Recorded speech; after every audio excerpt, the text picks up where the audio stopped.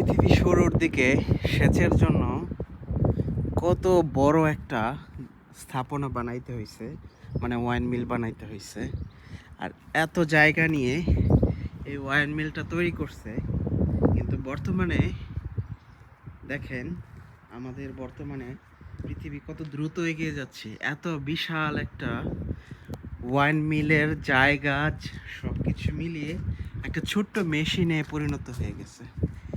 এখন আর কেউ এত বড় জায়গা নিয়ে এত কষ্ট করে ওয়াইন মিল তৈরি করে না। এর 100 ভাগের 1 ভাগ টাকা দিয়ে একটা মোটর কিনে ফেলে ক্ষেতের সেচের কাজের জন্য।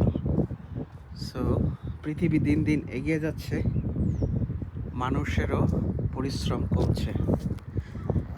আমরা কি আসলে এগিয়ে যাচ্ছি, নাকি সবই ধোঁকা?